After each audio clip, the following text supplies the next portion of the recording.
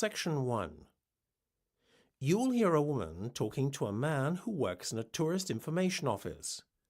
First, you have some time to look at questions 1 to 10.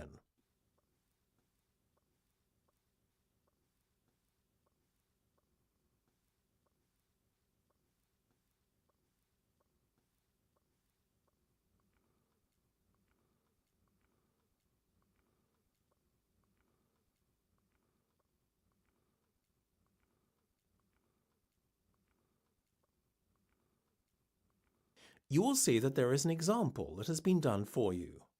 On this occasion only, the conversation relating to this will be played first. Good afternoon, can I help you? I hope so. My Portuguese friends are coming over to visit me next month and I need to find a place for them to stay that is quite central, as I live in the city centre myself and want them to be close by. Can you recommend anywhere? Yes, a few places instantly spring to mind. What about Belvedere Gardens Hotel? Despite what the name might suggest, it's right in the city centre, on Main Street, opposite Grimes Tower. The Belvedere Gardens Hotel is located opposite Grimes Tower, so you write opposite in the space provided. You should answer the questions as you listen, because you will not hear the recording a second time. Listen carefully and answer questions 1 to 6. Good afternoon, can I help you? I hope so. My Portuguese friends are coming over to visit me next month and I need to find a place for them to stay that is quite central, as I live in the city centre myself and want them to be close by. Can you recommend anywhere? Yes, a few places instantly spring to mind. What about Belvedere Gardens Hotel? Despite what the name might suggest, it's right in the city centre, on Main Street, opposite Grimes Tower. How much is it per night, please? Quite reasonable given the location. $50, and that is inclusive of a continental breakfast. Oh, that sounds nice. What about other meals? Do you have to pay extra for them? Yes, unfortunately lunch and dinner are not included in the price. The hotel does have a very fine restaurant though, and I would thoroughly recommend the buffet dinner there. Customers should be seated by 7:30 in the evening when the buffet starts. I'll keep it in mind. Is there anywhere else you can think of? Certainly. The Belfield Grand is always a popular choice. It's located a little further out though, on the south side of Edgware Common. Perhaps that's too far from the city centre. Not really. It's only a few stops on the subway. Depends on the price. Believe it or not, the Belfield is more expensive than Belvedere Gardens, $55. Oh, that's no good. Mind you, there is a $10 discount offered to customers who've booked online. There's also the fact that the price is inclusive of all meals, breakfast, lunch and dinner, served in the guest's lounge. Before listening to the rest of the conversation, you have some time to look at questions 7 to 10.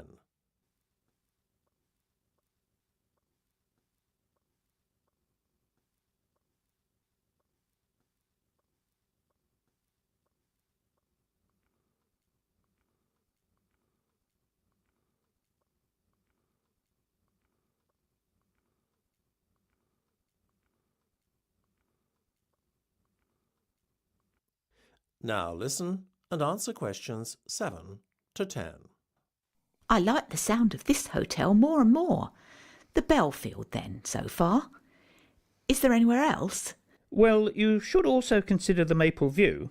I don't think I'm familiar with that one. You should be. It's right in the heart of the city, next to the entrance to the pedestrian zone that runs along High Street. Sounds lovely being so close to the shops. Tell me more. It gets better. The price per night is only $28 on weekdays, though an additional $12 is charged on weekends and bank holidays. Sounds like great value for money. It is. That's why you have to book well in advance of your stay. How soon should I book then? Yesterday might not be soon enough. Yikes! I'd better get cracking. Thank you so much for your help. You're very welcome. That's the end of section 1. You have half a minute to check your answers.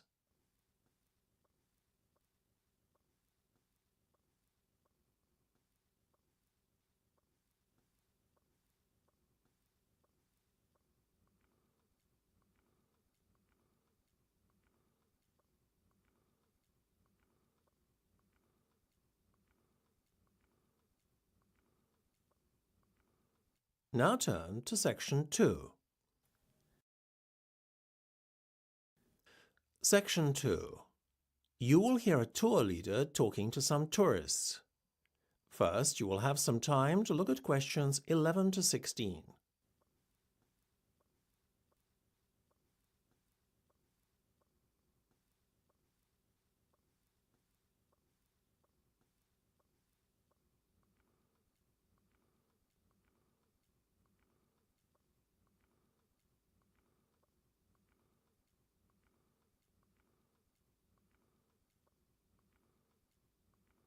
Now listen carefully and answer questions 11 to 16. OK, ladies and gentlemen, may I have your attention, please? So, here we are at King's Cross Station. We'll be leaving from here in just over an hour to catch a tube from the underground station, so you'll have a bit of time to look around. But first things first, just so as you can get your bearings and find your way around this rather complex and confusing station, I will point out essential areas as well as points of interest. At the moment, we are standing in King's Cross Square, facing two main exit doors, one off to our left and the other off to our right. The exits lead from the main platform area, which can be accessed by several entrances, one of which is located just a bit further away to your left, although it is obscured by a wall from where we're standing. Oh, by the way, that building standing on its own, the larger, not the smaller one, on your far left is the Great Northern Hotel. The taxi rank is sandwiched between it and the left luggage office. So, before I go on to a description of the main shopping and platform areas at the other side of the station wall, I'd like to point out the most important point of all, the underground station, which is where we need to meet promptly for departure. Luckily, it's quite prominent as it's located away from the shopping and platform area of the station. It's just over there on the corner, in between the entrance I mentioned earlier and the exit nearest to the hotel from where we're standing now. Now, for those of you who would like to grab a bite to eat or do a bit of shopping, you can enter the shopping area by that entrance door over there. It's by far the nearest entrance. You will find several clothes shops in this area, in addition to a fast food outlet. When you go in the entrance, if you go straight ahead rather than turning left into the other part of the shopping complex, you will find two buildings facing one another. Within these buildings are several shops and eating places. In the building immediately after the ticket barriers on your right, you will find that the first shop you come across is the fast food outlet, Burgerland. If you need to avail yourself of the toilet facilities, then carry straight on past Burgerland and they're at the far end of the building. In between the toilets and the ticket office is the disabled meeting point. You will have to enter through this area in order to gain access to the toilets. If you would like to go up to the second floor, where there are one or two shops and a pizzeria, then as you enter the shopping area through the main entrance, instead of going straight ahead, you turn off to the left. The escalators are immediately on your left again. When you go up the escalators, you will see two buildings again on your left. Go past the first building, and the pizzeria is the first shop that you come to in the second building. Now, I would just like to ask, are there any Harry Potter fans with us today? Ah, good. Yes, I see several hands raised. Well, there's a treat in store for you if you go to the far end of the second building and take the escalator down again to the ground floor. As you reach the bottom of the escalator, turn right and carry on walking, keeping the ticket barrier on your left all the time. Don't turn off left, but carry on walking until you find yourself up against the station wall. This is the famous Platform 9 3/4, immortalised by J.K. Rowling in her Harry Potter books. You'll see half a trolley embedded in the wall to mark the spot. So, those are the main things to do and see. I hope you enjoy yourselves, but please meet me at the underground entrance promptly for departure. Don't be tempted to board the Hogwarts Express on platform 9 3/4. Before you hear the rest of the discussion, you have some time to look at questions 17 to 20.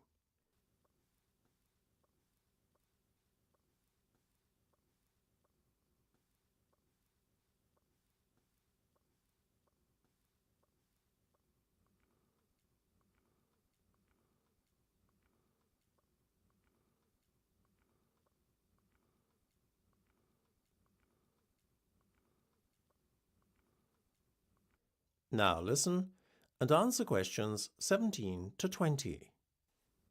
Good. Welcome back. I'm glad you were all punctual. As you know, we have a packed itinerary which will give you a taster of London's major landmarks. Before we enter the Underground, I would just like to give you some important information. Firstly, for those of you unfamiliar with the London Underground, you must retain your ticket throughout the journey, only surrendering the ticket at your final destination. This is not applicable to today's trip, but really for tomorrow when you will be at leisure and may wish to use the Underground again.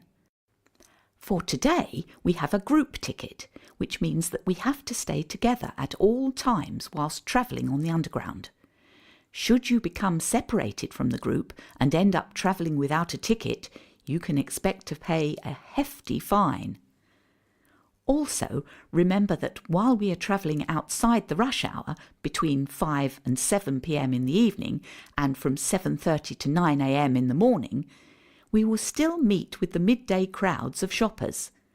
Sometimes there is only standing room at such times, so you will be lucky to get a seat at all. Priority seats do exist if you are unable to stand, although this is rarely enforced and is at the discretion of the passenger occupying such seats. Beware of pickpockets too. There are many opportunist thieves who prey on unsuspecting travellers.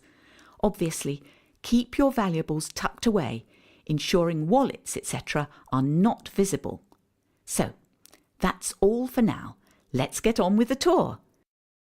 Follow me and please keep close to your group members to avoid getting separated. That's the end of section 2. You have half a minute to check your answers.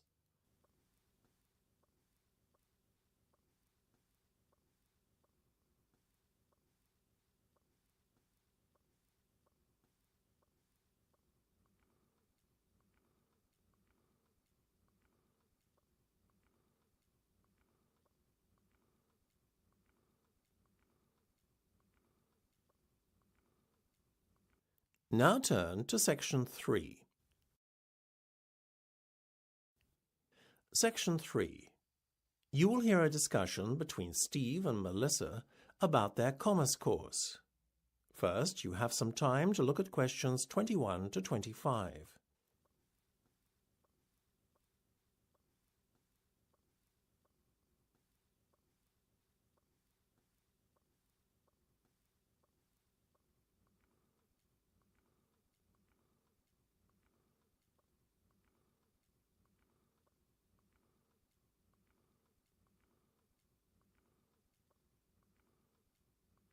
Now listen carefully and answer questions 21 to 25. Hey, Melissa, how's it going? Great! I'm really pleased to have the exams behind me. Now I'm looking forward to a break for the summer, as I know next year is going to be unbelievably difficult, being our final year and all. You? Same. Pleased to be finished, but dreading next year, though. Well, I wouldn't exactly say I'm dreading it, but I know what you're saying. At least we're going to have smaller classes next semester. How do you mean? Didn't you hear? The Commerce faculty just got approval to build a new state-of-the-art lecture building over the summer months. It's expected to be finished by the start of term. Fantastic! No more lecture theatres crammed with over 200 people. That'll make a pleasant change. How on earth are they paying for it, though? I thought the college was reining in its expenditure and decreasing spending. It is, but the grant has been approved for the best part of 3 years, so they have no choice but to provide it now that the project is going ahead. After all, those funds are supposed to have been set aside especially.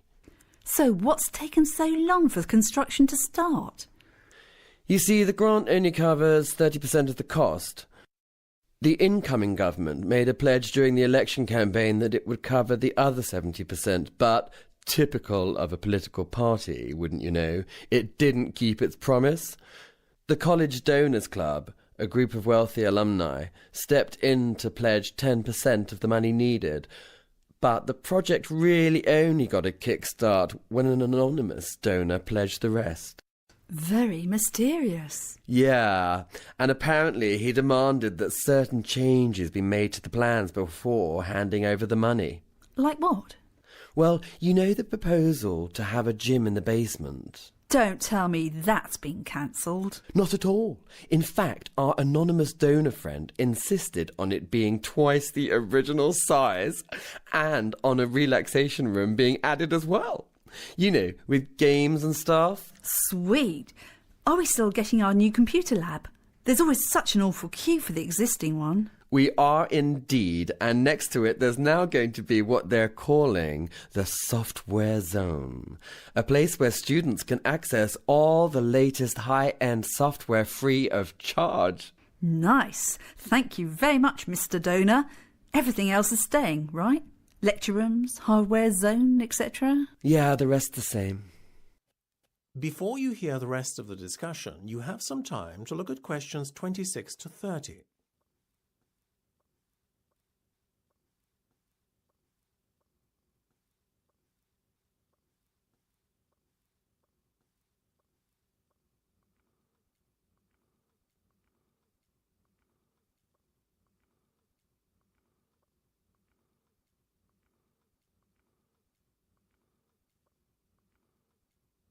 Now listen and answer questions 26 to 30. By the way, on the subject of college next year, Steve, have you decided what courses you're going to choose yet? Pretty much. I want to major in marketing, so I'm focusing on the international markets and product placement modules. Will you be joining me? Well, you know I prefer human resources. That'll probably be my major. But if you twist my arm, I'll probably join you for the first one. No way on all that product placement nonsense, though. Sounds boring. Organisational behaviour is a requirement if you want to major in HR, as is managing people, so I'll definitely do both of those. Will you join me on them then? Sorry, Melissa. You know, HR is just not my thing. What about your optional modules? Do you feel like doing information systems with me? We all need to know a bit about the digital world after all. I'll get back to you. I haven't ruled out public relations either. Let's chat about it again later in the week when I've had some time to think. Cool, I'll call you, okay? Sounds like a plan. I better go now. That's the end of section 3. You have half a minute to check your answers.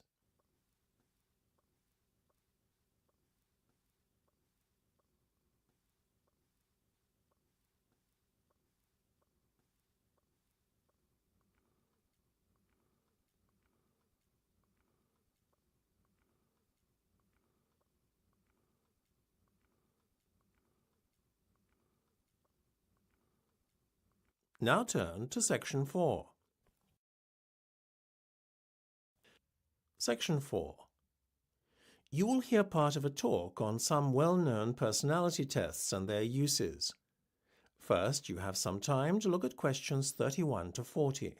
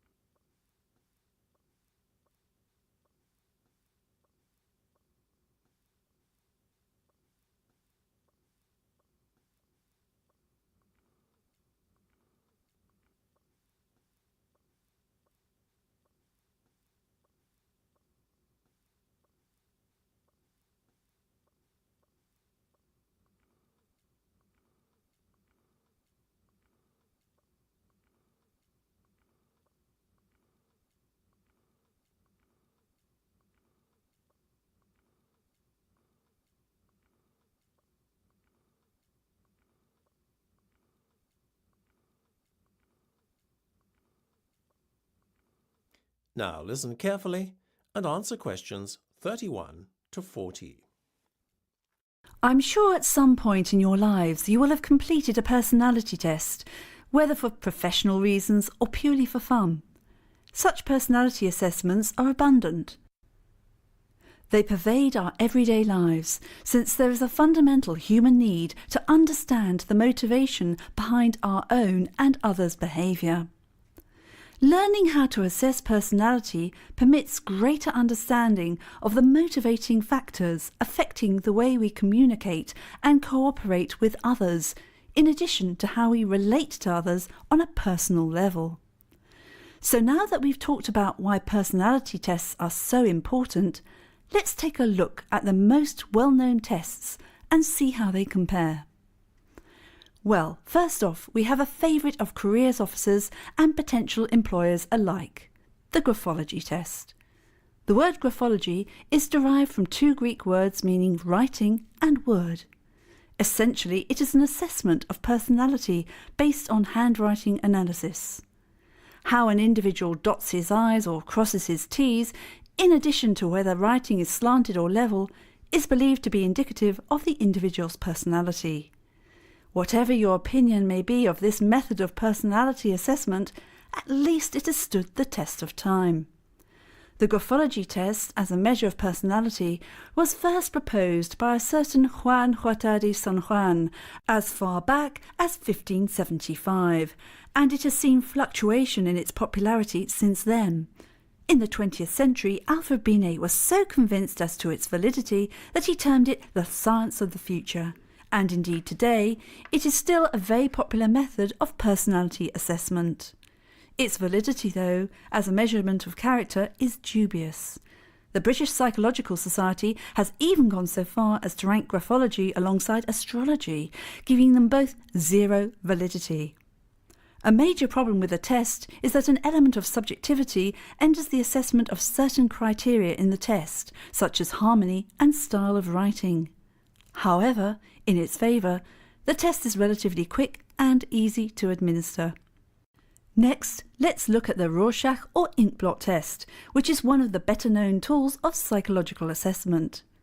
Popularised in party game versions of the test, the Rorschach test has received mixed reactions amongst psychologists.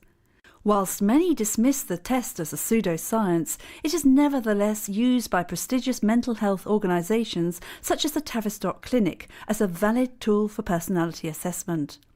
Admittedly, assessing someone's character based on their reactions to a series of inkblots on pieces of card might seem somewhat ludicrous. Whilst there is a tried and tested methodology behind the construction of the test and assessment of individual responses, the test is subject to cultural bias. The perception of the card's contents are liable to be biased by cultural factors, making the individual responses somewhat meaningless.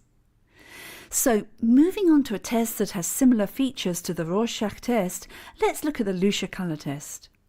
As with the former test, the Lucia colour test assesses an individual's subjective reaction to a series of cards. However, unlike the Rorschach, the Lucia test consists of a series of coloured cards that the individual has to rank in order of preference. How the individual ranks the different colours is believed to be indicative of their personality. While some believe the test to smack of pseudoscience and many question its validity, there is, however, a biological basis to the test, which makes it more of a convincing tool of psychological assessment than many other personality tests. Certainly, its use by psychologists and doctors, as well as authorities such as government agencies and universities to screen their candidates, would seem to be a strong argument for the validity of the test. A major plus to this test is that it is so accurate that it is even sensitive to mood change.